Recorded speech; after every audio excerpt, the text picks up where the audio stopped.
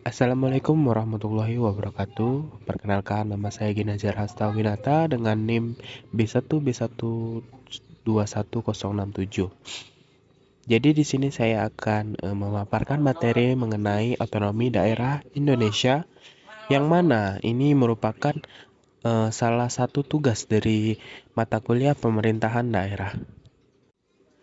Latar belakang pelaksanaan otonomi daerah. Menurut Undang-Undang 1945 telah mengamanatkan pada pasal 18 bahwa pembagian daerah Indonesia atas daerah besar dan kecil dengan bentuk susunan pemerintahannya ditetapkan dengan undang-undang. Amanah konstitusi ini pada Undang-Undang Nomor 23 Tahun 2014 tentang pemerintahan daerah dijabarkan lebih lanjut pada pasal 2 bahwa Negara Kesatuan Republik Indonesia dibagi atas daerah provinsi itu dibagi atas daerah kabupaten dan kota. Pasal 3 menegaskan bahwa daerah provinsi dan kabupaten atau kota merupakan daerah dan masing-masing mempunyai pemerintahan daerah. Nah, untuk mengetahui apa itu otonomi daerah, di sini saya sudah membuatkan PPT-nya. Yang pertama adalah otonomi daerah adalah kewenangan daerah untuk dapat mengatur dan mengurus berbagai kepentingan masyarakat secara mandiri serta berdasar pada aspirasi masyarakat.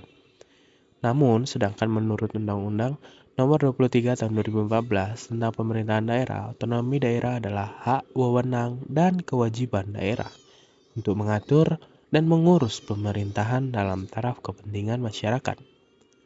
Kemudian menurut F. Sugeng Istianto, otonomi daerah adalah suatu hak dan wewenang guna untuk mengatur serta mengurus sebuah rumah tangga daerah. Kemudian menurut Ateng Saifuddin, otonomi daerah bermakna kebebasan atau kemandirian, namun bukan kemerdekaan, melainkan hanya suatu kebebasan yang terbatas, atau kemandirian itu terwujud sebagai sebuah pemberian kesempatan yang harus dapat dipertanggungjawabkan. Kemudian menurut Syarif Saleh, otonomi daerah merupakan suatu hak mengatur serta memerintah daerah sendiri, di mana hal tersebut ialah hak yang diperoleh dari suatu pemerintah pusat. Adapun jenis-jenis otonomi daerah menurut Sarun Dajang. Yang pertama itu adalah otonomi organik.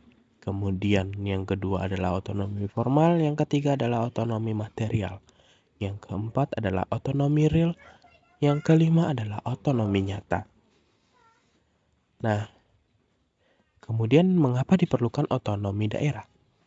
Yang pertama itu adalah political equality, yaitu guna meningkatkan partisipasi politik pada tingkat daerah. Hal ini penting untuk meningkatkan demokratisasi dalam pengelolaan negara. Yang kedua yaitu local accountability, yaitu meningkatkan respon pemerintah terhadap masalah-masalah sosial, ekonomi yang terjadi di daerahnya. Unsur ini sangat penting bagi peningkatan upaya pembangunan dan peningkatan kesejahteraan sosial di daerah. Dengan adanya otonomi daerah, diharapkan lebih mandiri dan menentukan seluruh kegiatannya, dan pemerintahan pusat dan diharapkan tidak terlalu aktif mengatur daerah.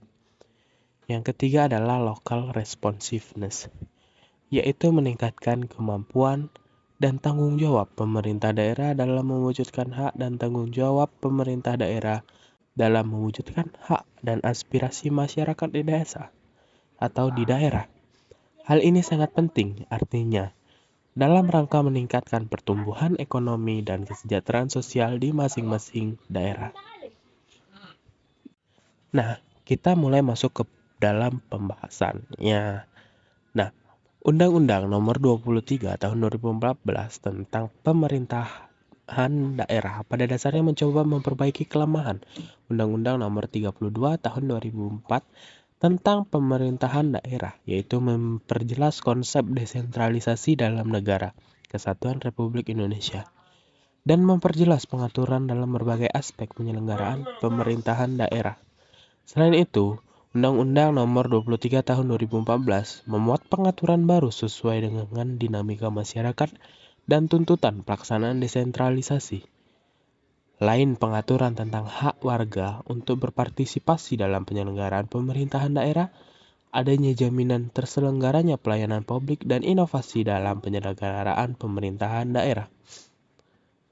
Menurut Kaho, suatu daerah dikatakan sebagai daerah otonomi apabila memiliki atribut-atribut sebagai berikut.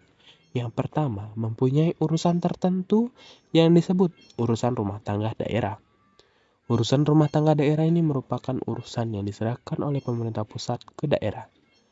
Kemudian yang kedua yaitu urusan rumah tangga daerah diatur dan diurus atau diselenggarakan atas inisiatif atau prakarsa kebijaksanaan pemerintah daerah.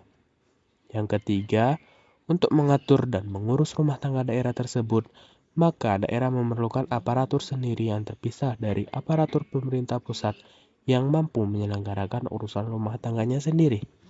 Kemudian yang keempat, mempunyai sumber keuangan sendiri yang dapat menghasilkan pendapatan yang cukup bagi daerah agar dapat membiayai segala kegiatan dalam rangka penyelenggaraan rumah tangga daerahnya. Selanjutnya, menurut Dr. Suwarno, bahwa otonomi memberikan peluang dan tantangan bagi daerah-daerah di Indonesia, yaitu yang pertama adalah peluang otonomi daerah. Antara lain, yang pertama, otonomi daerah akan berkontribusi dalam meningkatkan dan memperkuat tingkat perekonomian masyarakat di daerah yang pada gilirannya mengurangi kemiskinan, meningkatkan kualitas kesehatan, pendidikan dan mendorong penciptaan lapangan pekerjaan, menjaga kelestarian sumber daya alam dan lahan, serta kerukunan antar suku dan agama dalam bingkai NKRI. Kemudian yang kedua, tingkat perekonomian di daerah dan nasional berkontribusi dalam meminimalisir berbagai pengaruh-pengaruh di dalam dan luar negeri yang memunculkan tindakan radikalisme serta mengancam keamanan dalam negeri, termasuk mengacaukan keamanan dan perdamaian global. Kemudian yang ketiga adalah otonomi daerah melalui pilkada langsung mendorong munculnya para pemimpin daerah yang kapabel dan akuntabel melalui pemilihan kepala daerah yang secara langsung, termasuk juga untuk mendapatkan pemimpin daerah yang peduli serta dapat merespon cepat. Kemudian yang kedua adalah tantangan. Tantangan otonomi daerah dijabarkan sebagai berikut. Yang pertama adalah otonomi daerah dituntut untuk semakin mempererat persatuan dan kesatuan bangsa di tengah kemajemukan di tingkat lokal, regional, dan nasional. Otonomi daerah yang kedua adalah otonomi daerah dituntut untuk menumbuhkan kemandirian tingkat lokal, regional, dan nasional. Penyelenggaraan tata kelola pemerintahan daerah transparan dan akuntabel. Kemudian yang ketiga adalah otonomi daerah dituntut untuk mengharmonisasikan pemanfaatan berbagai sumber daya lokal dan kearifan daerah dengan tetap menjamin keseimbangan dan kelestarian lingkungan. Yang ketiga, momentum regional global memberikan tantangan bagi setiap daerah untuk meningkatkan daya saing dengan memperhatikan prinsip demokrasi, pemerataan, keadilan, keistimewaan, dan kekhususan potensi dan keanekaragaman daerah. Kemudian yang terakhir adalah otonomi daerah menjadi faktor penguat bagi setiap daerah dalam menghadapi kebijakan MEA dan tantangan bonus demografi pada 15-20 tahun yang akan datang. Kemudian, prinsip penyelenggaraan otonomi daerah menurut Undang-Undang Nomor 23 Tahun 2014. Yang poin pertama adalah penyelenggaraan otonomi daerah dilaksanakan dengan aspek keadilan, demokrasi, pemerataan serta potensi dan keanekaragaman daerah. Poin kedua, pelaksanaan otonomi daerah dilandasi pada otonomi luas, nyata, dan bertanggung jawab. Poin nomor 3, pelaksanaan otonomi daerah yang luas dan utuh diletakkan pada daerah dan daerah kota. Kemudian poin yang keempat, pelaksanaan otonomi harus selaras dengan konstitusi negara sehingga tetap terjamin hubungan yang serasi antara pusat dan daerah. Kemudian poin yang kelima, pelaksanaan otonomi daerah harus lebih meningkatkan kemandirian daerah, kabupaten, dan daerah kota. Tidak lagi wilayah administrasi. Begitu juga di kawasan khusus yang dibina oleh pemerintah.